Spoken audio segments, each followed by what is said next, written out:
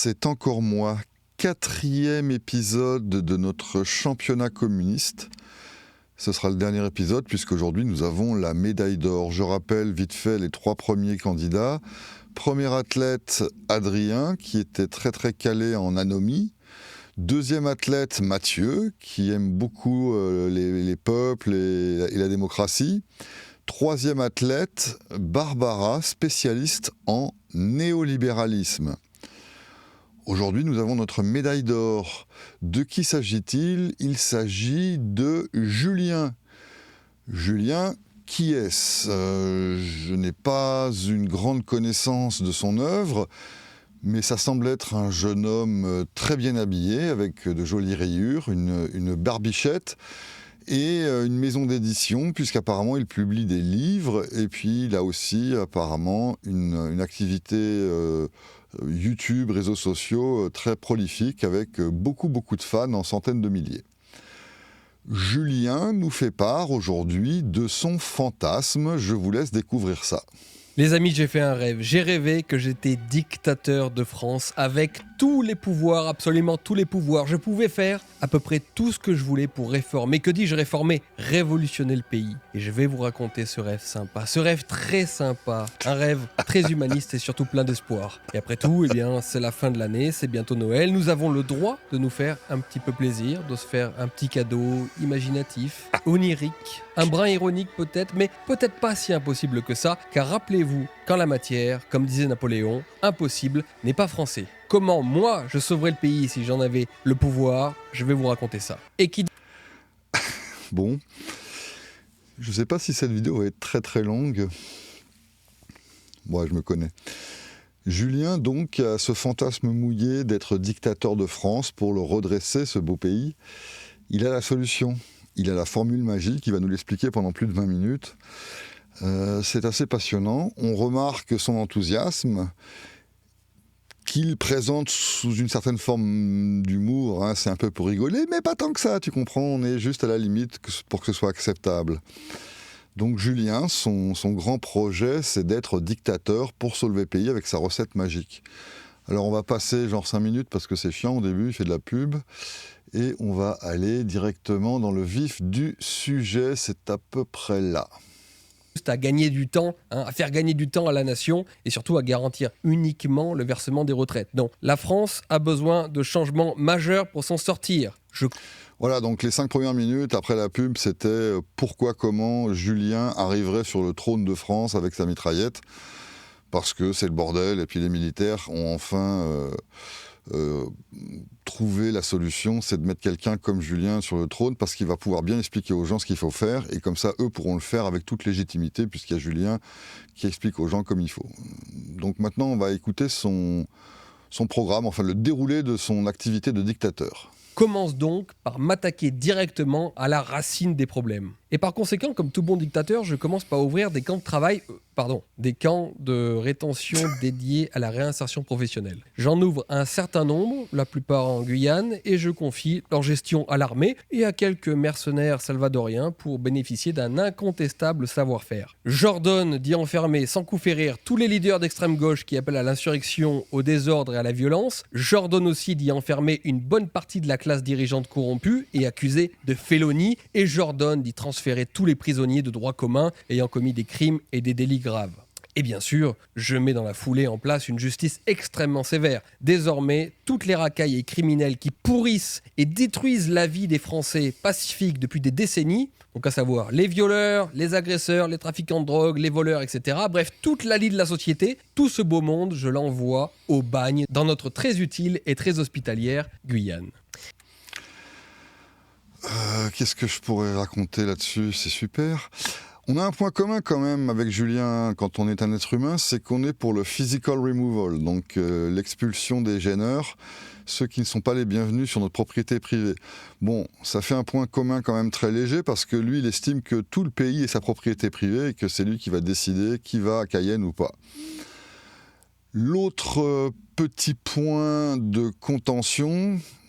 Et d'accord en même temps, c'est que oui, dans une société libre, les criminels seraient mis à contribution pour défrayer leurs victimes, pour les restituer dans leur propriété, voire éventuellement pour se réconcilier avec elles. Mais là, Julien, il ne parle pas de ça. Lui, il parle de nationaliser l'esclavage des prisonniers pour les faire travailler à casser des caillasses et à, je sais pas moi, à tricoter des slips. Et le produit de ce travail-là sera, je suppose, gardé dans les caisses de l'État.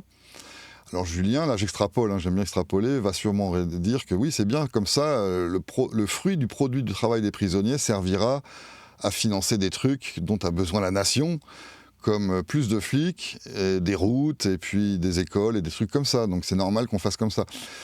Il ne parle jamais de restitution aux victimes des criminels dont il parle. Je ne sais pas si c'est quelque chose qui fonctionne dans sa philosophie. Je ne sais pas si c'est bien sain de salir le mot philosophie pour parler de ça, mais moi je comprends les choses de cette façon-là. Julien donc va rétablir les travaux forcés, sans négociation avec personne, parce qu'il n'est pas là pour négocier, lui. Lui, il est là pour remettre les choses au carré. D'ailleurs, il a une idole, apparemment, c'est Bukakele, le monsieur en uniforme du Salvador, il le mentionne en diagonale. Donc on comprend bien le projet qui anime ce fantasme de Julien. Et pour gérer les graves problèmes des banlieues qui ont alors sombré dans l'anarchie, dans l'émeute, eh bien on commence tout simplement par y envoyer nos forces spéciales, avec ordre de mettre hors d'état de nuire tous les gros caïds avec toutes leurs bandes. Tous. On arrête ainsi les racailles, les agitateurs, les imams radicaux, tous. Il n'y a aucune place pour toute cette engeance dans le plus beau pays du monde, ça suffit désormais. La méthode Bukakele qui a fait ses preuves, on prend tout le monde et on le met en cage. Je sais qu'il n'a pas forcément le temps de nous présenter tous les détails de son opération de restitution des banlieues à la République. Néanmoins, j'ai l'impression que si c'est vraiment la méthode Bukakele, ce sera sans distinction, avec, oui, il n'y a pas d'omelette sans casser des œufs, condamnation d'innocents. On prend tout ce qui est plus ou moins dans le secteur, qui ressemble plus ou moins à un coupable, et roule ma poule, par la magie des nombres, on va bien y arriver. Une fois l'ordre rétabli, je peux enfin m'attaquer à l'économie et à l'État lui-même, sachant je fais juste une petite pause pour prendre mon souffle. Que ce n'est pas à ce dernier, comme on entend sans arrêt depuis des décennies, à créer des emplois, mais aux entrepreneurs, aux créateurs, aux actifs. Résultat, simplification systématique de notre droit, numérisation et passage à l'intelligence artificielle pour notre administration. Plus de paperasse, plus de bureaucratie, moins de fonctionnaires. Ensuite... Alors, il veut tout numériser, tout centraliser pour réduire le nombre de fonctionnaires. Il est contre la bureaucratie, mais il veut la renforcer, la rendre plus performante dans son travail de bureaucrate. On a vu d'ailleurs récemment à quel point c'est efficace, ce genre de truc, puisqu'on rappellera encore une fois, non sans délice, que le ministère de la Justice en France s'est fait hacker.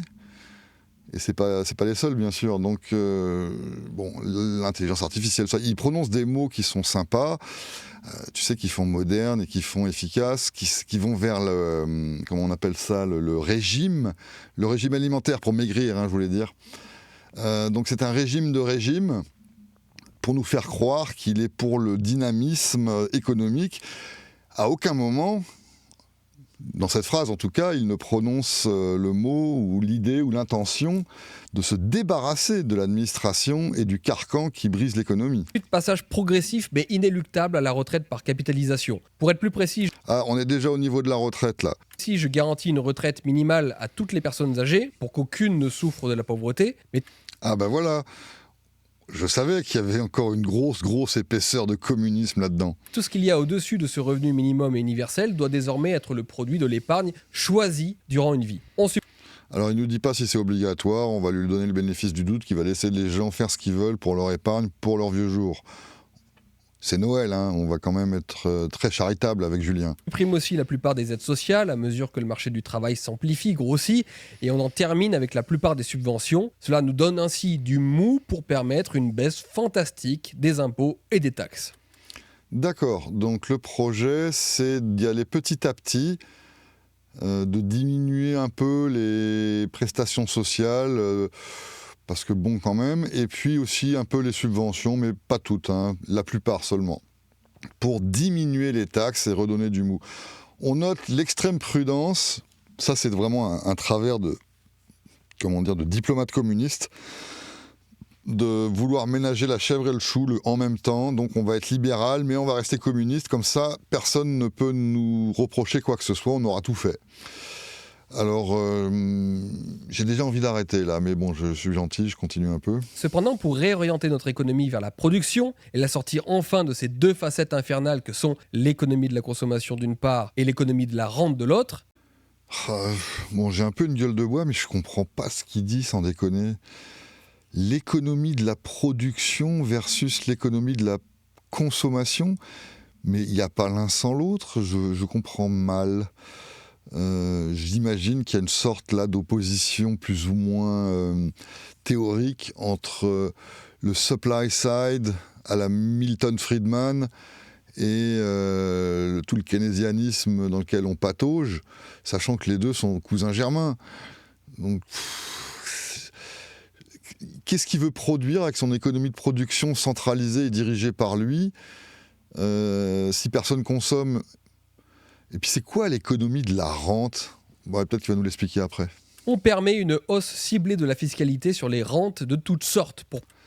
J'aimerais savoir ce que c'est une rente et pourquoi une hausse de fiscalité sur ces trucs-là plutôt que sur le reste. Pourquoi tu veux voler certaines personnes et pas d'autres? Je comprends rien à ce que tu racontes, putain. J'avais dit que je serais poli, enfin je l'avais pas dit, je l'avais pensé avant de commencer la vidéo, mais je sens que ça va être dur. Pousser à l'investissement productif.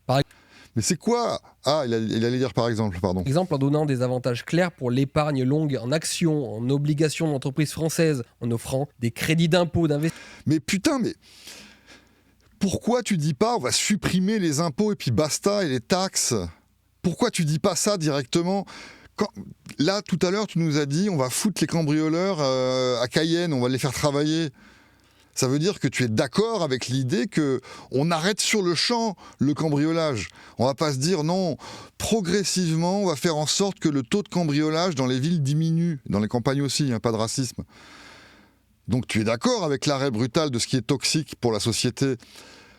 Pourquoi, là, pour les impôts, tu veux le faire doucement et pas partout et pas tout le temps? Pourquoi il y aura des gens qui vont gagner et d'autres perdre, sélectionnés par toi? C'est quoi la justification de tout ça? C'est ton plan à toi, je le sais, mais nous, on le sait pas. Donc, essaye de faire preuve d'un minimum de cohérence et de rationalité. Explique-nous sur quels axiomes tu démarres et comment tu vas choisir derrière, grâce à ces axiomes, et par le truchement de quel raisonnement, comment tu vas choisir les vainqueurs de ton petit jeu de tyran, comme tu l'as dit. Tu n'es pas avare du mot toi-même. Ah pardon, non, de dictateur. Oui, un dictateur éclairé, je pense que ça sonne mieux qu'un tyran.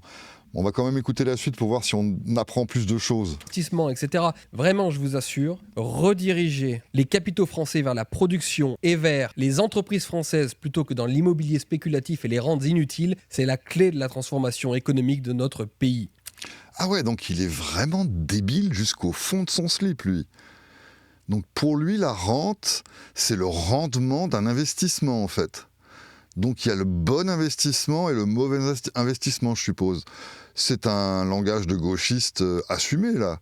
De vrai gauchiste de gauche, je veux dire, parce que lui, c'est un gauchiste de droite, apparemment, vu son costard et sa cravate. Mais il est à l'aise dans le gauchisme. Il veut éliminer la spéculation, comme Étienne Chouard. Il n'aime pas les gens qui gagnent de l'argent en investissant dans des projets comme de l'immobilier, par exemple. Alors, c'est vrai qu'il y a un gros problème d'immobilier, dans tous les pays occidentaux, en tout cas. À cause de quoi ? Mais à cause de l'État, à cause des réglementations, du zonage, des permis de louer, des permis de Airbnb, des permis, expérience personnelle.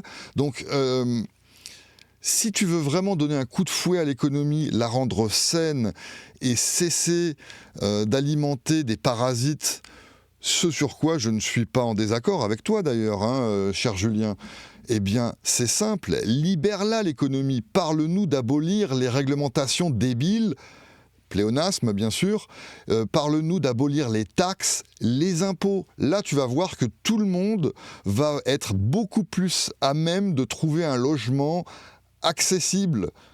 Chacun pourra se loger de manière beaucoup plus aisée dans un monde libre qu'actuellement. Comme Le parallèle qu'on aime bien faire, c'est avec la nourriture. Certes, tout le monde ne mange pas la même chose, mais apparemment, on a quand même réglé le problème de la faim dans les pays occidentaux. Même s'il y a des gens pauvres qui sont encore à la rue, c'est pas la faute de la production de nourriture, c'est la faute de sa répartition forcée par les réglementations. Pour le logement, c'est la même chose. Le zonage, tous ces trucs-là, les permis, c'est ça qui rend l'immobilier cher, sans compter bien sûr l'inflation. Je ne sais pas s'il va nous parler de monnaie. Pour l'instant, il ne l'a pas encore évoqué. On dirait que c'est un problème secondaire, la monnaie. Pourtant, là, il est très très à cheval sur les rentes. Mais putain, la première rente de toutes, c'est l'inflation. Pourquoi tu ne nous parles pas d'inflation, Julien ? L'inflation, c'est la rente de l'État. C'est l'inflation qui permet à l'État et à ses amis de voler tout le monde, de rendre tout le monde pauvre, de niquer les retraites et de niquer le parc immobilier et de rendre les gens incapables de trouver de quoi se loger dans des conditions acceptables. Pourquoi tu ne nous parles pas de ça, Julien ? Nos entreprises tombent ou se font sans cesse racheter par l'étranger parce qu'elles sont toujours à court de capitaux.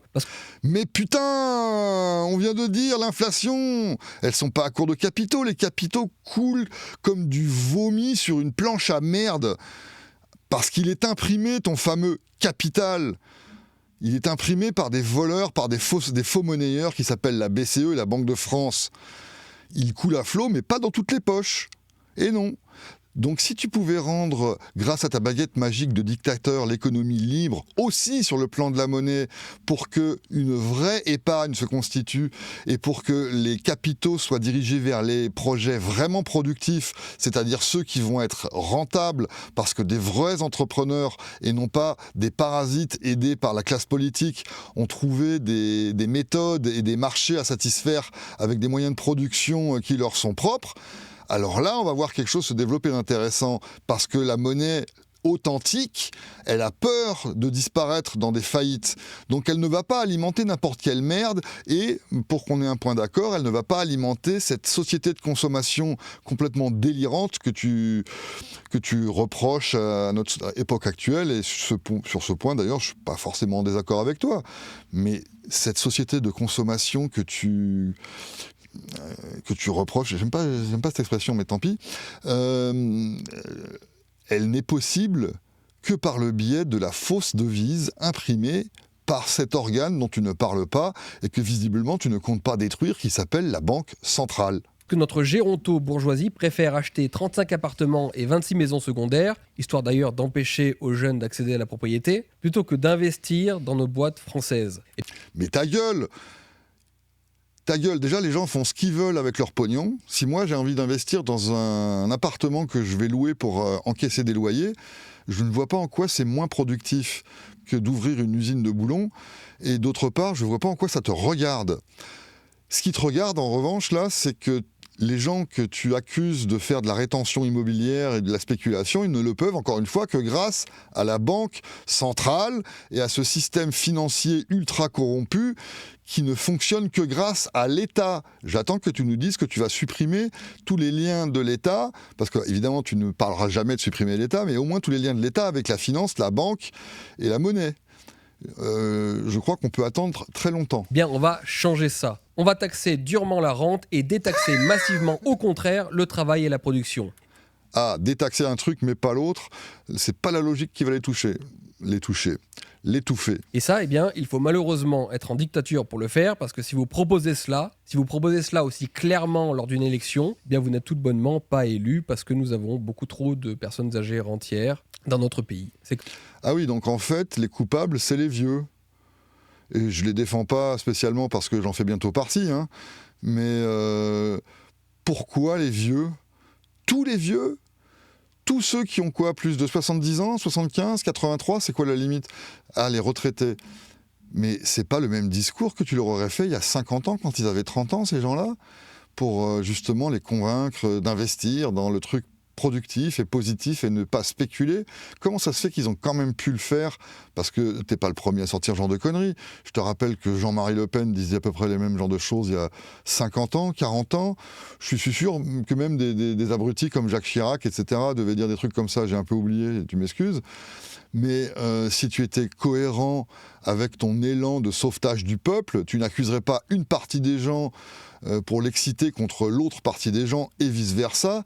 Tu ne désignerais pas des gens à sacrifier sur l'autel de ton grand projet grandiose, mais tu désignerais le coupable qui, mécaniquement, est là pour servir de mon bouc émissaire, parce que, dans les faits, c'est lui le coupable, c'est l'État.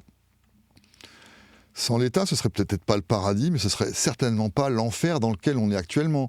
Sans l'État, la situation serait incomparablement meilleure. On ne serait pas en 2025, on serait en 25 250. Comme ça. Et ainsi, avec des finances tellement saines qu'elles sont à nouveau excédentaires, je peux déclencher une mobilisation exceptionnelle des capitaux du pays pour une relance massive du nucléaire, pour une électrification totale du territoire, pour la robotisation, l'IA, l'espace et une réindustrialisation stratégique et écologique. Alors moi, j'ai hâte de voir décoller ces fuseaux à panneaux solaires. Donc on est dans un grand projet là, hein. C'est pas simplement nettoyer les écuries d'Augias et mettre les vilains en prison, on va faire décoller des fusées, on va peut-être même réinventer le Minitel si ça se trouve. Julien, il a des projets plein les poches et il va te mettre de l'électricité à tous les coins de rue parce qu'il sait ce qui est bon pour toi. Il me semble qu'il y a déjà des mecs qui ont raisonné comme ça au XXe siècle, je ne me rappelle plus trop leur nom, mais ça a moyennement bien fini, et eux aussi parlaient de camp. Et ainsi, avec ce double mouvement, à la fois celui d'une libéralisation interne, et de l'autre, celui d'investissement d'avenir massif d'un Mais putain, quelle libéralisation? Tu veux mettre des taxes, des impôts et des prisons partout? État stratège intelligent, tout le monde L'État stratège intelligent. est appelé à travailler, à produire et à s'enrichir. J'assainis donc notre économie en quelques années. Bon ben moi, je te l'assainis en quelques minutes. Tu veux que je te réexplique? Bon, en fait, non. Tu devrais simplement, Julien, cliquer sur le lien en haut à gauche. Alors, il n'est pas cliquable dans l'image, mais c'est une façon de parler. Au cœur de la liberté.fr. Là, tu vas apprendre comment assainir l'économie, la rendre dynamique et stimuler les investissements productifs au lieu des rentes. Je te signale encore une fois qu'il n'y a qu'une rente. C'est la rente politique. C'est la rente de protection de l'État qui désigne des vainqueurs et des perdants au grand jeu de l'économie en protégeant certains acteurs au détriment d'autres avec des quotas, des réglementations, des taxes, le code du travail, plein d'autres trucs, des frontières, des tarifs douaniers et toutes ces merdes. Donc, s'il te plaît, écoute au cœur de la liberté.fr si t'es un homme. Surtout que je réforme entièrement le système scolaire. Je le Ah, bah tiens. privatise presque totalement. Presque, hein, presque. Je sais pas si t'as bien entendu, cher auditeur, chère auditrice, mais à peu près à tous les sujets qu'on a pu entendre jusqu'à maintenant, dont on a pu se délecter jusqu'à maintenant, d'ailleurs c'est encore long, oh putain, on n'est même pas à la moitié, il a dit presque. C'est un mot magique presque. C'est comme demain. Demain, j'adore ce mot. Pour un champion ultramondial de la procrastination comme moi, il n'y a rien de mieux que le mot demain. Et ben en fait, grâce à Julien, je viens d'en apprendre un autre, c'est presque. C'est comme qu'on te dit, alors, t'as rentré les poubelles? Ah, j'ai presque commencé. Privilégiant partout sur le territoire l'enseignement catholique, parce que oui, la France a été à l'école catholique. Et puisqu'il s'agit de la refaire, il faut donc commencer par retrouver l'école catholique. Donc il va libéraliser l'enseignement public, qui va rester public. Donc je comprends pas la phrase, encore une fois. Je suis désolé, hein. J'ai peut-être trop bu de whisky, mais moi je connecte pas là. Comment tu privatises et tu nationalises en même temps? Comment tu privatises, comment tu libéralises, mais quand même ce sera catholique. Je privatise évidemment complètement l'université, mettant enfin un terme à l'ineptie mitterrandienne et chevènementiste qui a consisté à permettre à 80% d'une classe d'âge à avoir le bac. J'augmente partout les exigences pour les concours, les... Ah ben c'est lui, tu vois, il sait ce qu'il faut demander au bac pour que les gens soient qualifiés, il sait les questions qu'il faut poser au concours de médecine, il sait les questions qu'il faut poser au concours d'école d'ingénieur après la prépa, lui il sait, il va remonter le niveau, j'espère qu'il va corriger les copies aussi. Hein. Brevets, les différents diplômes, et du coup, eh bien, seuls les vrais intellectuels ont accès au métier d'intellectuel, ce qui libère... Putain. Non, franchement, je pense que je me suis fait avoir. Je crois que c'est un sketch. Là, je commence, sans déconner, vous assistez en direct. Enfin, c'est pas en direct, mais c'est pareil parce que je vais pas la refaire. vous assistez en direct, auditrices et auditeurs, à une prise de conscience. Pardon. Je pense que j'ai marché comme un gros sac dans son truc, là. C'est pas possible de dire autant de conneries. D'ailleurs, pour moi, c'est du niveau de Roxane la banane, mais en moins bien. Roxane, elle est plus forte, elle me fait plus rire.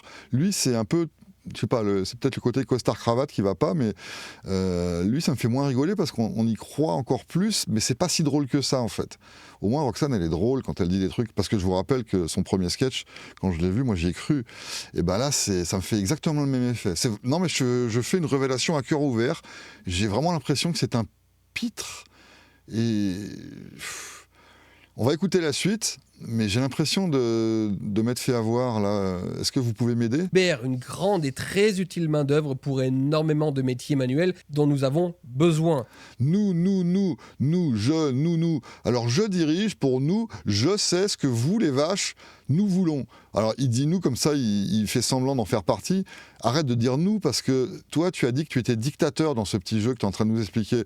Si tu es dictateur, tu fais pas partie de nous. Arrête de nous prendre pour des crétins.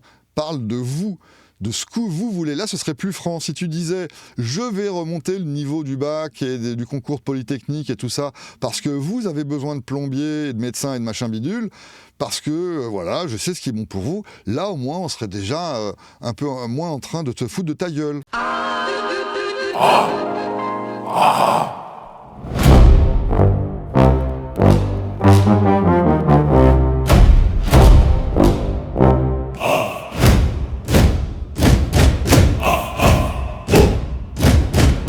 Roger, tu sors. C'est très très intéressant. Roger, tu sors. Tous les 5 ans, mais ça vaut le coup. Des explications, des histoires très très courtes, des films de merde, Des devinettes sexy. d'autres explications, des vaches au gluten, un cadeau pour Riel. Et une pièce de théâtre en noir et blanc. Ah, Roger. Oui. Ah là là. Mais...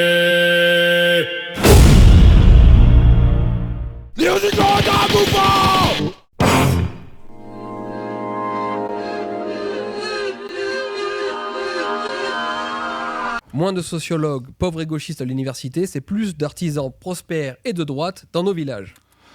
Ouais, peut-être. Peut-être. Et je vire bien sûr tous les pédagogues gauchistes de notre système éducatif. Je recentre l'instruction primaire et secondaire sur les savoirs élémentaires et les humanités classiques. Donc c'est Julien avec ses collègues d'un comité XYZ qui va définir le programme. On est bien. J'impose 2 heures de sport par jour de l'école primaire jusqu'au lycée pour... J'ai rien contre le sport, hein. Sauf que quand j'étais jeune à l'école, je détestais ça. Je pense que c'était ma pire matière. Alors, j'ose pas imaginer mon état si on devait en faire 2 heures par jour. Déjà que 2 heures par semaine, c'était une torture pour moi. Mais Julien, ça te viendrait à l'esprit de fermer ta gueule, en fait, et puis de laisser les gens choisir l'enseignement qui convient à leurs enfants d'après leurs propres critères. Est-ce que ça t'est venu à l'esprit une seule seconde que ton premier mouvement qui est de stopper le ministère de l'Éducation, si c'est de ça dont tu parles actuellement, est très bien, c'est super, mais de ne pas le remplacer par un Reich de l'enseignement ? Est-ce que ça t'est venu à l'esprit qu'on pouvait éventuellement créer des entreprises qui délivreraient la fonction d'enseignement au marché et qui permettraient à des gens d'aller voir différents fournisseurs de ce service d'enseignement pour dire « Ah bah là, je pense que mon enfant serait bien » et que ça le pousserait dans une voie qui semble correspondre à nos valeurs familiales et à ses aspirations à lui, à notre enfant. Est-ce que tu pourrais cesser de te mêler de la vie des gens ? 2 secondes. Pour avoir des gamins en pleine forme, j'exclus toute propagande communiste et wokiste qui existe encore et Mais putain, mais laisse-les, les Yel, faire leur truc dans leur coin. Bon, moi, je me moque d'eux parce que, bon, les femmes à barbe, c'est vrai que ça me fait rigoler, mais y a des gens qui sont vraiment aux prises avec ça, peut-être, si ce n'est qu'1 centième de %, d'une manière très profonde, pour qui c'est un vrai problème, cette question d'identité. Qui tu es pour les empêcher d'exister, même s'ils sont que 10 sur tout le territoire, tu vas les empêcher d'avoir leur petite école de Yale. Mais pour qui tu te prends ? Ah oui, tu te prends pour le dictateur, mais je veux dire, comment tu fais en fait pour avoir autant d'étanchéité envers les autres, pour pas te rendre compte que tu n'es qu'une merde comme Mélenchon ? je punis de mort Je punis de mort, ça ferait un bon sample. tous les pédocriminels parce que nos enfants sont sacrés. Si vous touchez aux gosses, c'est la dernière chose que vous toucherez. Oui, mais ça aussi, je pourrais le penser. Hier soir encore, on en discutait avec madame. Quelqu'un qui touche à notre famille aurait beaucoup de soucis à se faire pour l'intégrité de son squelette et de ses organes. Mais c'est personnel. Et on dit ça en frimant, en ayant bu un coup. Peut-être que devant le fait accompli, on va complètement changer d'avis et vouloir une sorte de réparation, même avec les auteurs de crimes aussi ignobles. C'est pas à toi de les flinguer. Est-ce que dans ces histoires de crimes ignobles, tu comptes un jour impliquer les victimes, Julien ? Est-ce que tu penses que leur avis compte et qu'on pourrait éventuellement faire société ensemble pour voir si on pourrait traiter même les pires d'entre nous de manière un peu moins caricaturale, je dirais ? Encore une fois, je suis aussi, en tant que singe, très porté vers ces déclarations viriles et ces comportements de vengeance. Mais c'est de la vengeance, ça, on est d'accord ?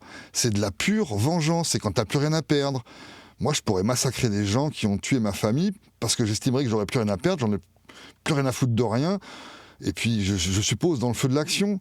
Peut-être que 6 mois plus tard, en ayant fait un stage de yoga, je me sentirais différent. Tu comprends ? Tu comprends, Julien, que les gens peuvent vouloir des résolutions différentes de ton truc à casquette ? Et d'ailleurs, pour relancer la natalité, grâce à mes mesures, beaucoup de jeunes couples ont enfin accès à la propriété, tout simplement parce que la taxation de la rente immobilière a poussé les rentiers à vendre leurs biens.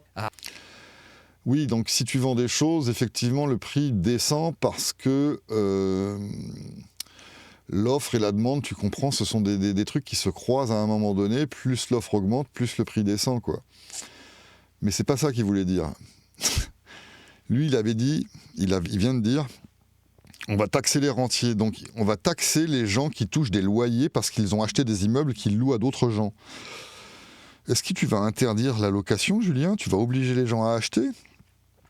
Peut-être que tu as raison, hein, peut-être que d'un point de vue économique, c'est mieux, mais est-ce que tu peux éventuellement jouer avec l'idée que des gens n'ont pas envie de se faire chier à posséder une maison, parce que quelque part, c'est quand même des responsabilités, c'est un minimum de boulot, et que des gens sont très bien en tant que locataires.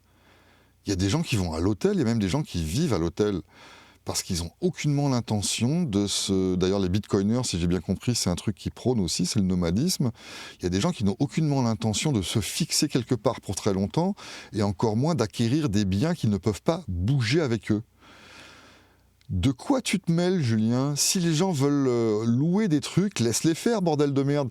La façon dont tu as, encore une fois, de laisser l'accès aux jeunes plus facilement à la propriété immobilière, c'est d'abolir toutes les taxes et d'abolir toutes les réglementations et tous les permis pour que la construction de maisons, de châteaux même si tu as envie, puisse avoir lieu en fonction de la demande et non pas en fonction de ton hubris administratif. Essaye de penser à ça plus d'une seconde écart, Julien. Arrêtez de les accumuler pour rien. J'interdis par Il les accumule pas pour rien, putain. Non mais quel con. Par exemple, l'Airbnb sur les propriétés secondaires, parce que ça renchérit indûment les prix des maisons dans les campagnes. Chez moi, Oui, toute chose est légale par ailleurs, plus tu loues, moins tu peux acheter, si on ne permet pas au stock immobilier d'augmenter avec la demande, espèce de taré à cravate rouge. par exemple en Ardèche, il y a plein de gens qui achètent des baraques de campagne, qui mettent ça sur Airbnb, et donc du coup, les jeunes Ardéchois doivent quitter l'Ardèche parce qu'ils ne peuvent plus acheter des maisons dans leur village. Ils ne peuvent plus parce que la saloperie de maire a le monopole des permis de construire. Après, tu as la direction de je sais pas quoi de mes couilles, à la préfecture, à la région, au ministère, qui eux aussi ont envie de t'empêcher de construire des trucs. Et quand ils t'autorisent à les construire, il faut les construire d'une telle manière que c'est hors de prix. En plus de ça, tu as les congés payés, tu as les taxes sur ceci et les machins sur cela. En bout de ligne, construire une maison, c'est plus possible. Donc, encore une fois, Julien, essaye de lire un seul livre d'économie dans ta vie, un vrai, hein, un livre d'économie de l'école autrichienne, s'il te plaît, s'il te plaît. Et comme ça, peut-être que ta prochaine vidéo sera moins un sketch. Et c'est pareil en Bretagne, et c'est pareil dans plein de coins. Et ben ça, c'est Et ben, si c'est pareil partout, c'est pas à cause des rentiers. Les rentiers, ils ont investi de l'épargne, ils auraient pu aussi investir dans la fabrication de beurre, ça aurait fait monter le prix des vaches, et t'aurais gueulé aussi. Ils auraient pu investir dans la fabrication de chaises, et ça aurait fait augmenter le prix du bois. Là, ça fait augmenter le prix des maisons. Pour des raisons historiques, l'immobilier a l'air d'être le truc qui excite le plus les gens. Oui, parce que grâce à l'inflation et à un tas d'autres trucs comme les permis, justement, c'est beaucoup moins dynamique comme marché et ça permet de se faire des illusions sur l'augmentation de la valeur de ton capital. Bref. Si le point commun entre l'Ardèche et la Bretagne, c'est que de sales rentiers égoïstes rachètent le stock pour le louer en Airbnb, premièrement, tu remarqueras que c'est parce que le stock est paralysé de la même manière partout. Et deuxièmement, pourquoi les gens qui louent en Airbnb auraient moins le droit, dans ta petite morale d'abruti à cravate, de louer à des gens qui veulent leur louer des trucs pour leurs vacances que d'autres gens d'habiter là? Je veux dire, en quoi la location longue durée est moralement moins défendable que la location longue durée ou l'achat? En quoi le touriste est-il plus méprisable que l'habitant? Quand on est comme ça aussi vocal sur le peuple, le machin, libéré, blablabla, on devrait aussi considérer le touriste comme un être humain. Admissible. Et en plus, ça détruit le secteur hôtelier, alors que la France, qui est quand même le plus beau pays du monde, devrait avoir le meilleur réseau hôtelier de la planète, ce qui est aujourd'hui loin, très loin d'être le cas. Donc, est-ce qu'il faut par hasard demander un permis pour ouvrir un hôtel? Est-ce qu'il faut faire partie d'un syndicat, d'une chambre de commerce? Est-ce qu'il faut des autorisations? Est-ce qu'il faut des normes d'extincteurs, de petit déjeuner, de courant électrique? Est-ce qu'il faut ceci et cela, d'après toi? Est-ce que tu penses que ça pourrait jouer sur le fait que le réseau hôtelier n'est pas si florissant? Est-ce que le coût de la vie qui augmente n'aurait pas aussi une incidence sur le tourisme qui ferait que les gens étant de plus en plus pauvres à cause de ta banque d'État et de ton système financier dont tu n'as toujours pas parlé, est-ce que l'appauvrissement général des gens ferait en sorte que le tourisme en prend un coup dans la gueule? Parce qu'en général, quand on a des problèmes pour boucler les fins de mois, on sacrifie d'abord le futile, enfin pas le futile, c'est pas futile les vacances, mais on sacrifie ce qui n'est pas essentiel et vital par rapport au steak et au courant électrique. Je dis ça, moi j'en sais rien, mais je te fais la proposition. donc rien que ça recréerait beaucoup d'emplois. Ta gueule. Je fais en sorte aussi de pousser les banques à prêter aux primo-accédants, car... Et tu fais en sorte de pousser les banques, ça veut dire quoi? Tu vas les menacer avec des flingues, tu vas les décambrioler. Décambrioler, ça veut dire que tu vas à la banque et tu lui ordonnes de faire des trucs, mais c'est bien. Alors qu'un cambriolage tout seul, c'est mal. Là, tu vas lui dire, non mais si, il faut le faire parce que sinon je te fous en tôle. Donc moi j'appelle ça un décambriolage. Sans maison, sans espace, sans propriété, il est normal que les jeunes ne forment plus de famille. Eh bien on change ça. On défiscalise aussi tout le secteur de la petite enfance, assistante maternelle, crèche, pôle enfance, etc. Il doit y en avoir plus et surtout, cela doit coûter moins cher. On est bien d'accord. Alors, je refais pas toute la litanie sur le marché du travail, les taxes, les machins, juste un petit peu. Les taxes, les permis, le code du travail. Bref, oui, s'il y a vraiment des prix qui montent, ça signifie, tu sauras en langage économique, que ça souligne une tension entre l'offre et la demande et qu'il faut donc augmenter l'offre. Et en général, dans une économie peuplée d'êtres humains qui comprennent leur intérêt, directe, ça pousse des gens à investir dans les domaines qui sont les plus prometteurs, c'est-à-dire ceux qui ont un bon rendement, et ceux-là, ce sont ceux qui procurent un gros profit, et ce sont ceux donc qui sont le plus en demande. Et à un moment donné, quand l'offre arrive à satisfaire la demande, les prix se stabilisent et redeviennent à un prix normal. Donc, si tu veux vraiment, honnêtement, sauver les jeunes et leur permettre de fonder des familles en leur donnant l'impression et même en leur offrant la réalité d'un marché de l'enseignement, de l'aide à la maternité, à la petite enfance, à tout ce que tu veux, alors tu libères le marché et tu sors tes gros doigts boudinés du pot à confiture, d'accord ? Et enfin, on offre de grands avantages fiscaux, en particulier à la classe moyenne, pour toute famille ayant plus de 3 enfants. Alors vous me direz, c'est déjà le cas, mais on va plus loin à ce niveau-là. Et d'ailleurs, vous aurez remarqué... Putain. Il a encore dit, à presque tout le monde, on va supprimer des impôts, tu vois. Presque. C'est vraiment une saloperie de communiste, sans déconner. Ça m'énerve. Non mais comment tu fais pour te présenter sous l'angle de la droite ? Historiquement, la droite, c'était libéral. Bon, après, tu me diras, au 19e siècle, c'était l'inverse. C'était la gauche qui était libérale. Donc c'est vrai qu'on s'en fout un peu de ces sobriquets droite-gauche. C'est vraiment interchangeable. Mais néanmoins, tu poses avec ton costard à cravate là pour montrer tes rayures, comme quoi tu es un bon libéral qui comprend le commerce et l'économie, et tu parles de taxes et d'incitation fiscale. Mais putain, on ne donne pas... Au début de la vidéo, tu as dit que tu allais supprimer les allocations familiales et les aides sociales, bordel de merde. Et là, tu veux donner ça à des gens qui font plus de 3 enfants. À qui tu le prends, le pognon ? Ah oui, aux rentiers, c'est vrai. Putain, c'est vrai qu'il a un système qui marche. Il va piquer le pognon des vieux pour le donner aux jeunes. C'est pas de la répartition des richesses, ça ? que je préfère avantager les familles de travailleurs par des réductions fiscales, voire même des exemptions, que par des allocations familiales qui, elles, permettent à trop de cas sociaux de s'en sortir en faisant simplement des gosses. Le but, c'est surtout d'élever le niveau de notre capital humain. Et d'ailleurs... Ah bah voilà, maintenant c'est clair. Capital humain, nous sommes des vaches.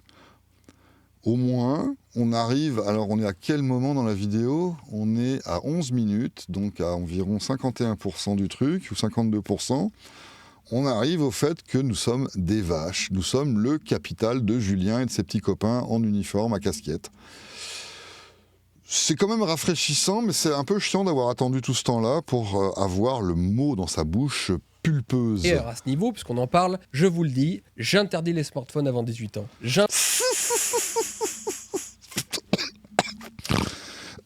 J'interdis, j'oblige et j'interdis. En gros, ce qu'on entend depuis 11 minutes 35, c'est j'oblige et j'interdis. Remarque, c'est normal, hein, c'est cohérent avec le métier de dictateur, ça, il n'y a pas de problème. Moi, ce qui me pose question, c'est comment il fait pour imaginer que c'est ça qui est la bonne solution, avec un grand S, pour son Éden particulier. Alors, il nous a dit en début d'intervention que c'était un fantasme de Noël, hein, j'ai pas oublié. Mais quand même, on sent bien qu'il est motivé par ce truc-là, parce que ça ressemble beaucoup à tous les discours de droit tardé à la con qu'on entend sur Internet. Donc il oblige ceci, maintenant il interdit les smartphones aux moins de 18 ans. Tu sais que les gens en général qui ont 18 ans et moins, même plus hein, d'expérience, je peux te le dire, ces gens-là en général ont des parents, la plupart. Et figure-toi, mon petit gars, je ne sais pas si tu as des enfants, mais figure-toi que les parents, en général, ça dit quoi faire aux enfants. Eh ouais. Alors je sais que des fois ça va trop loin et que les gauchistes se réveillent pour nous signaler qu'il faudrait demander aux bébés leur consentement pour les changer. Ça, je le sais. Mais toi, tu fais pareil, à l'autre bout du truc. Avant 18 ans, tu veux... Donc, en fait, tu gardes un âge de majorité, bien entendu. Ça te défrise pas non plus, la majorité, mais bref. La majorité légale... Et donc là, tu vas interdire les smartphones parce que, encore une fois, là, je ne suis pas forcément en désaccord avec le fait que les smartphones, c'est un peu de la merde. Moi, j'en ai pas. Mais c'est pas à toi de décider. Et deuxièmement, donc il y a des parents qui sont là pour gérer leurs enfants. Peut-être que si on responsabilise, là je dis on, c'est toi, hein, si au lieu de faire ce discours ultra paternaliste de propriétaire de vaches, tu dis aux gens, on va plus vous aider l'État, on va plus vous filer des allocs. Là, tu viens de leur dire que tu vas leur filer des allocs. Comment tu crois que ça responsabilise les gens, ça ? comment ça les rend indépendants, comment ça les rend adultes. Des adultes, ça enseigne à des enfants, et je pense que pendant les 400 premiers millénaires de l'espèce humaine, on a quand même réussi à indiquer aux enfants où il ne fallait pas mettre les pieds, quels animaux il ne fallait pas caresser, etc. Et quel truc il ne fallait pas bouffer pour pas qu'ils meurent. Donc on pourrait continuer avec les smartphones sur la même lancée, hein. Je dis ça comme ça. J'impose des régulations aux réseaux sociaux, voire j'en interdis. Par exemple TikTok, je ne suis pas sûr que je garde. Je mets Ah oui, donc il décide qui peut jouer sur le truc. Encore une fois, en pleine cohérence avec le dictateur, il n'y a pas de problème. Mais là, ce qui est intéressant, c'est que si tu changes avec une AI la tête de Julien et qu'à la place tu mets la tête de Macron, bah, c'est la même chose. Donc c'est exactement la campagne de Macron de cet hiver sur les réseaux sociaux. Là, tu sais, quand il va dans des endroits, dans des salles de sport et qu'il se fait poser des questions par des étudiants et qu'il n'arrive pas à répondre parce que c'est un gros débile. Pourquoi c'est un gros débile ? Parce que c'est un gros débile comme Julien. Ils sont un peu fringués pareil d'ailleurs. Quoique je pense que Macron met moins de rayures. Mais bref. Donc là, on est en plein Macron. Alors si on se rappelle de l'utilisation du en même temps et du presque, bah écoute, les fans de Julien devraient être contents. Ils ont un Julien en ce moment sur le trône, il s'appelle Emmanuel Macron, il fait tout pareil que ce que dit Julien. des limitations sur les scrolls intensifs. Je censure et j'interdis la pornographie, ainsi que la pornographie soft de Oh bah merde. type OnlyFans. Hein. Tout ça, ça dégage. Oui, je fais tout cela, que cela vous plaise ou non. Parce que d'une manière générale, je détruis tout ce qui détruit notre santé physique et mentale. Je taxe par exemple drastiquement la malbouffe. Tous les produits transformés coûteront désormais plus cher. Vos sodas de merde, vos céréales du matin, tous vos produits industriels préférés vous coûteront désormais 3 fois le prix que vous payez aujourd'hui. Alors, ça fera des mécontents au début, mais en quelques années, on aura économisé des milliards dans le domaine de la santé. On aura une population... Alors Julien, regarde. Je suis entièrement d'accord avec toi que McDo, Cornflakes et compagnie, c'est de la diarrhée. Et je suis d'accord que moins on en mange, mieux c'est. Pour tout le monde. Et tu sais pourquoi c'est si bon marché, ces merdes-là, en ce moment ? Bah, d'une part, il y a une grosse demande. Alors ça, c'est ton métier de dictateur, de casser la demande en cassant l'offre. Mais moi, je te propose de casser l'offre d'une autre manière. Je te propose de l'éroder, cette offre, et elle va disparaître d'elle-même. Tu sais que toute cette saloperie de pseudo-bouffe industrielle est fabriquée par donc des industriels qui sont ce qu'on appelle des capitalistes de connivence, qui sont raccrochés à l'État et qui ont accès en première ligne à toutes les quantités phénoménales de fausses devises que crée l'État, ce qui leur permet de mener à bien tout un tas de projets de merde au détriment, donc, par exemple, des vrais producteurs de bouffe, des vrais restaurateurs. Ce qui fait qu'il y a une concurrence, cette fois-ci, tout à fait déloyale, puisque orchestrée par l'État, entre des industriels protégés par des brevets, par des réglementations, par le droit du travail et par cette abondance de fausses devises, de faux capital, qui leur permet de gonfler artificiellement leur production, de baisser leurs coûts de manière absolument phénoménale et de casser le marché en leur faveur, au détriment, encore une fois, des producteurs honnêtes qui font des trucs bons que les gens pourraient acheter s'ils n'étaient pas séduits par cette merde industrielle. Donc, entre deux solutions, l'une, la solution communiste du dictateur, j'ordonne ceci à coups de mitraillette, ou j'abolis à la racine la source du mal, c'est-à-dire finalement la Banque centrale et les aides d'État envers les industriels, toi évidemment, en bon communiste, tu choisis la méthode de merde à coups de mitraillette. Bah bravo Julien. Plus saine et moins déprimée, on aura beaucoup aidé nos paysans en revalorisant énormément la production locale, parce que les gens n'auront pas le choix. Pour manger moins cher, ils devront manger mieux et français. Alors français, je m'en bats les couilles. Il faut manger ce qui vient de là où c'est normal de le produire. Donc moi, si j'ai envie de manger des kiwis en plein mois de janvier, eh ben, c'est pas au Québec que je vais en trouver, donc je vais les faire venir de Nouvelle-Zélande et je t'emmerde. Je fais ce que je veux. Maintenant, si sans les aides d'État et autres magouilles, le kiwi me revient à 15 $ l'unité, c'est sûr que je n'en mangerai pas. Tu comprends un peu la mécanique économique ? Bon, je te parle comme un débile parce que tu es débile. Tu ne connais rien à l'économie et tu n'as aucune notion de comment réparer les dégâts que tu constates. C'est triste quand même parce qu'on est pas loin de constater la même chose sur l'état pitoyable de notre société. Mais en revanche, toi, à chaque fois qu'il y a une méthode pour réparer ça, il faut que tu te précipites sur la méthode du singe. C'est-à-dire le contraire de ce qui se passe en ce moment. Et encore une fois, on ne pourra faire ça qu'en dictature. Parce que je ne vous dis pas ce que vous vous prendriez dans la gueule par les lobbies de l'agroalimentaire qui sont extrêmement puissants en France et en Europe si jamais vous proposiez cela dans un programme. Et pourtant... Et bien c'est pour ça qu'il ne faut pas le proposer dans un programme, ou alors il faut proposer l'inverse dans un programme, c'est-à-dire laisser les gens libres. Libre, c'est-à-dire libre aussi de ne pas financer par l'inflation et autres magouilles les géants de l'agroalimentaire et leur lobby. Un lobby, c'est quoi ? Un lobby, c'est la rotule entre ces parasites et l'État.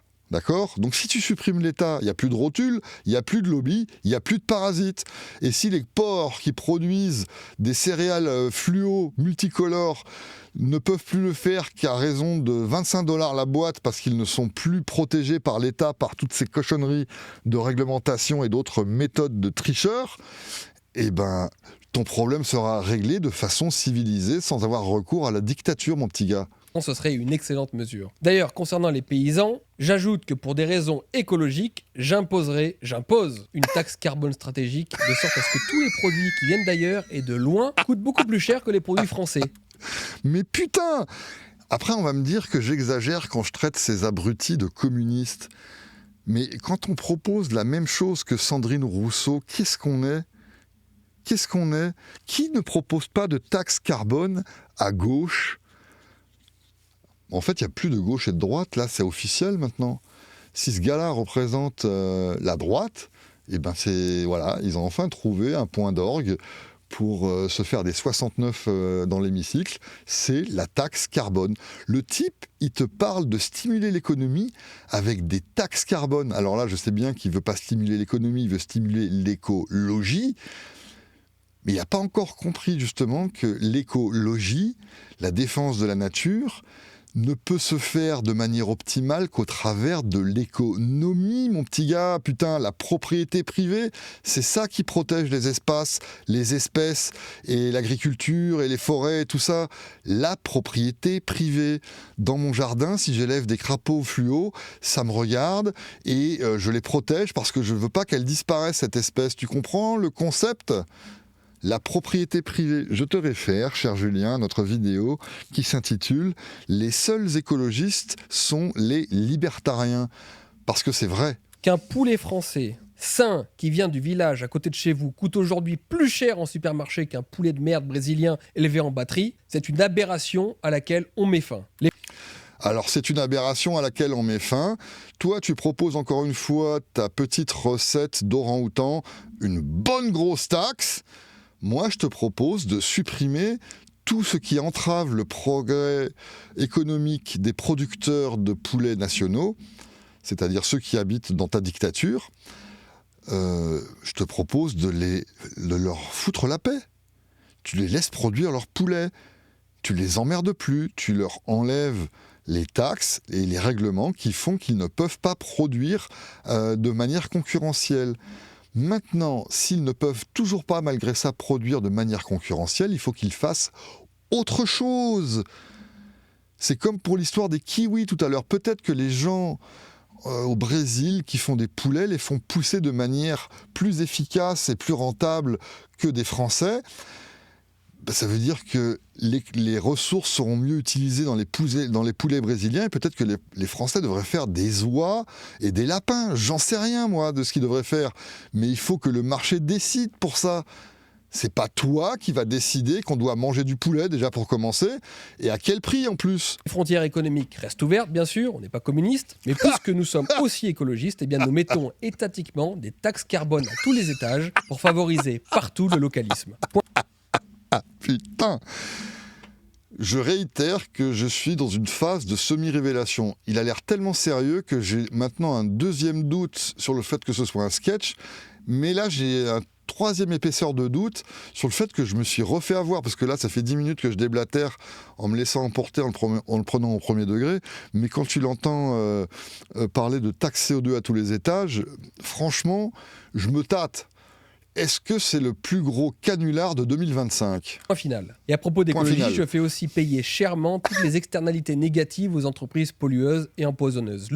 Ah oui, voilà. Les externalités négatives, ça faisait longtemps qu'on n'avait pas entendu parler de ça, puis du théorème de cause et tous ces machins. Julien, il n'y a pas d'externalités négatives, ni positives d'ailleurs. Tu n'es qu'un gros ignare, tu es vraiment un cancre, tu es un nul olympique, sans déconner. Tu es d'une nullité, mais j'ai jamais entendu ça de la part de quelqu'un qui parle avec autant d'assurance et un genou aussi viril face à la caméra. Mais bordel de merde, la pollution, c'est un crime. Si je déverse mes poubelles chez mon voisin, j'ai commis du vandalisme et je dois réparer.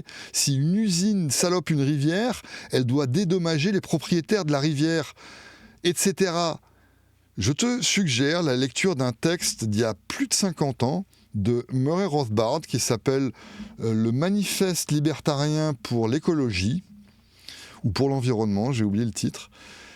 Et tu comprendras, si tu arrives au bout de ce texte, parce que ça te prendra peut-être quand même une bonne douzaine de minutes à aller jusqu'au bout, il y a plusieurs mots là-dedans, que, encore une fois, la seule et unique manière d'optimiser la défense de l'environnement et de l'écologie, c'est la propriété privée.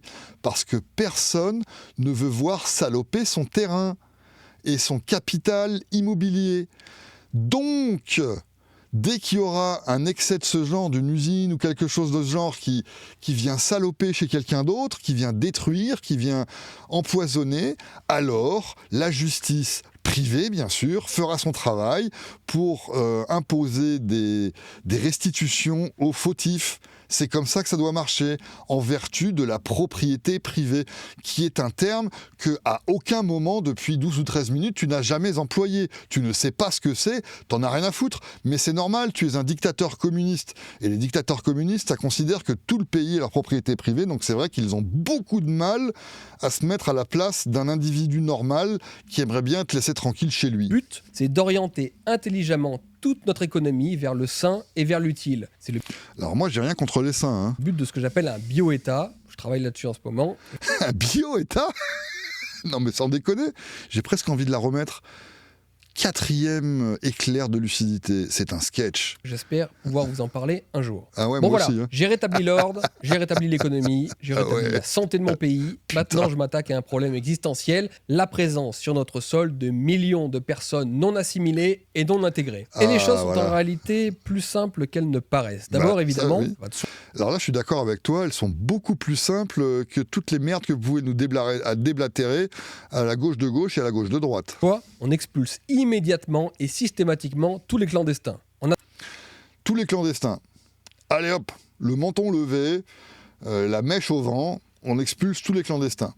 Autrement dit, si un clandestin rend service dans son entourage parce qu'il est intégré dans le tissu économique, c'est pas grave, on va faire un trou, il est clandestin. Ça veut dire quoi ? Ça veut dire qu'il n'a pas de papier en fait. Il n'a pas le permis d'exister, donc on le fout dehors. En attendant de les renvoyer dans leur pays d'origine, parce que parfois ça peut prendre pas mal de temps, on les enferme dans de grands centres de rétention administrative. Alors ça, c'est vraiment une marotte chez lui. Il aime bien enfermer les gens. Il aime bien les vaches, il aime bien l'élevage, Julien. Il aime bien les circuits clos, là, tu vois, les enclos. Il aime bien les barrières. Moi aussi, j'aime ça, mais j'aime mes barrières et j'aime les tiennes. Comme ça, on sait qui est chez qui et qui doit quoi à qui quand on outrepasse la frontière. Non, mais lui, c'est pas ça qu'il dit là. C'est que toi, tu vas payer avec tes taxes, qui va continuer à te prendre, parce que presque, je te rappelle le mot presque, il va presque enlever des taxes et des impôts, et tu vas pouvoir payer des hangars à clandestins. Hors de question de les laisser dehors comme aujourd'hui. Bah non, il pourrait éventuellement bosser au noir, t'imagines la folie ? Imagine, sans déconner, t'as un restaurant, et puis t'as un serveur, ou même un cuisinier, soyons fous, qui travaille au noir, c'est-à-dire qui paye pas l'URSSAF et toutes ces merdes. Ah bah non, là le pays est foutu, il faut absolument le foutre dehors, vite. C'est aussi un moratoire sur les naturalisations. On retire la nationalité française à tous les naturalisés qui ont commis des crimes et des délits. Et La naturalisation pourrait être réversible. Mais alors ça n'existe plus la naturalisation. Bon, je suppose qu'il y aura des histoires de date, c'est tous les naturalisés à partir du 14 avril 2007 par exemple, hein. Pourquoi pas. Bon, j'ai pas trop d'autres commentaires là-dessus, mais ça te viendrait à l'esprit de faire réparer les crimes à ces gens-là. Et j'aimerais savoir aussi, au lieu de les foutre dehors, tout à l'heure tu voulais les mettre en cage, la question que je pose c'est, imaginons que le type a été naturalisé en 2008. Là, il a commis un crime en 2009, il a fait 3 ans de tôle, il est sorti en 2012, et là on est en 2025, joyeux Noël. Ça fait 13 ans qu'il a, entre guillemets, payé sa dette à la société. Il n'a rien payé à personne, hein. C'est la société qui l'a payé pour glander pendant 3 ans, on est d'accord. Mais bref, d'après tes critères d'abruti communiste, il a payé sa dette. Comment tu fais dans ton propre... allez, j'ai employé le terme, logiciel, je déteste, hein, de crétin communiste, qui est soi-disant basé sur la justice, le droit et la rectitude, pour renverser le fait qu'une dette aurait été payée, puisque dans ton système punitif, aller en prison, c'est payer sa dette. Est-ce que tu vas le virer aussi ? Bon, là, j'extrapole, hein, je lui mets des mots dans la bouche, il a dit une phrase, moi j'en ai fait 40 là. Mais n'empêche que ça m'interpelle, ce genre de questions. Je ne m'adresse pas à Julien, bien sûr, il n'écoutera jamais cette vidéo, je m'adresse à tous les crétins qui l'écoutent. après, on les expulse, c'est bien normal. Ensuite, J'aime bien ce qui est bien normal chez lui. Moi, ça fait plaisir, hein. Je veux dire, le type, il est à l'aise. Sans déconner, là, je fais pas du sarcasme. J'apprécie son naturel et j'apprécie son enthousiasme communicatif pour des choses qui ont l'air d'aller de soi. Franchement, ça fait du bien. pour le gros de la masse immigrée, eh bien, c'est très simple. Si on ne peut pas, en droit international, retirer la nationalité sur des critères ethniques, on peut en revanche totalement jouer sur les générations, comme le font de nombreux pays civilisés, comme le Japon par exemple. Je vous explique. Ok, on a donné la nationalité française à, mettons, une famille algérienne, une famille d'immigrés algériens. Ok, c'est comme ça. Bon, franchement, ça me gonfle. Si vous avez envie d'écouter la suite, vous irez le faire tout seul. Je vais mettre le lien de cette vidéo dans la description. Bon, moi, l'immigration, c'est un sujet aussi dont on a parlé souvent sur cette chaîne. Ce n'est un problème, l'immigration, qu'à cause de l'État. Donc, Julien, fan de Julien, julieniste en général, si vous voulez régler ce problème qui vous taraude, et encore une fois, on ne dit pas qu'il n'y a pas de problème d'immigration, mais il faut s'attaquer à sa source, il faut s'attaquer à l'État, il faut s'attaquer à l'État-providence, ce que Julien a annoncé plusieurs fois dans cette vidéo, refusé de faire. Il va continuer à distribuer des allocs et des machins comme ça. Il faut s'attaquer aux réglementations, au marché du travail. Il faut s'attaquer au fait que, par exemple, des gens qui travaillent clandestinement au noir sont plus productifs pour l'employeur, hein, plus rentables que des employés parfaitement déclarés qui payent toutes les taxes et les machins. Si tu assèches la demande pour des travailleurs peu qualifiés, ou en tout cas des travailleurs qui ne sont pas reconnus par l'administration, pour des travailleurs sans papier, si tu assèches cette demande, alors tu as réglé ton problème d'immigration. Pas de demande, pas d'offre. Qui est-ce qui va venir s'entasser sur un territoire où il ne pourra pas se développer, et c'est-à-dire non plus pas vivre au crochet des autres, parce qu'on aura supprimé les aides sociales. Tu comprends un peu le concept je vais employer un terme qui va te faire mal aux oreilles, mais de liberté, c'est-à-dire de non-coercition, de non-agression. Julien, est-ce que tu sais de quoi je veux parler ? Bonne nuit. Voilà qui conclut notre championnat communiste. J'espère que tout le monde sera d'accord avec moi pour décerner la médaille d'or à Julien, hein. Je pense qu'il n'y a pas photo. Que ce soit la prestation, le décor ou le texte, c'est le meilleur des 4. Franchement, je trouve que c'est le meilleur des 4. C'est le plus enthousiasmant aussi. C'est celui qui a l'air d'être le plus motivé par ce qu'il dit. Il y croit vraiment. Ou alors, et c'est là que j'aimerais conclure, ou alors je me suis encore vraiment fait avoir, j'arrive pas à m'en défaire de ça, et c'est un canular. C'est le meilleur canular de 2025. Je sais pas. Si c'est pas un canular, Julien sera probablement nommé au prix Étienne Chouard le 1er avril, parce que je pense qu'on tient là quand même quelque chose de très solide. Maintenant, si c'est un canular, désolé, hein, j'ai marché. Donc je vais boire un coup pour me remettre.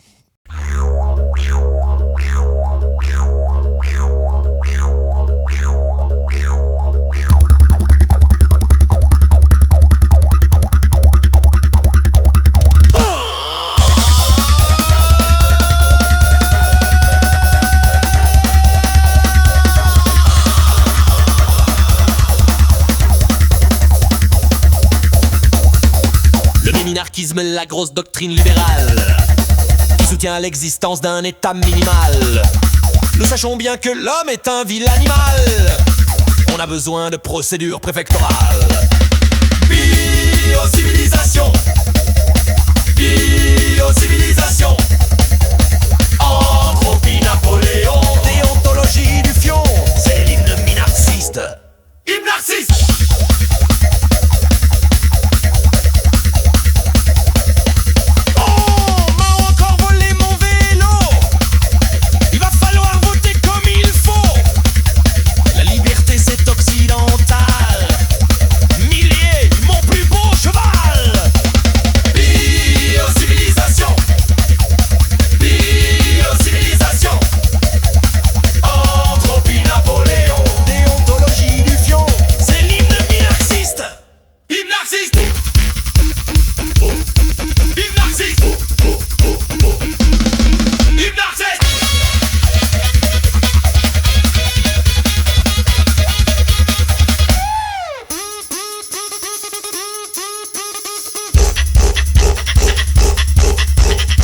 Policier, c'est pas si mal.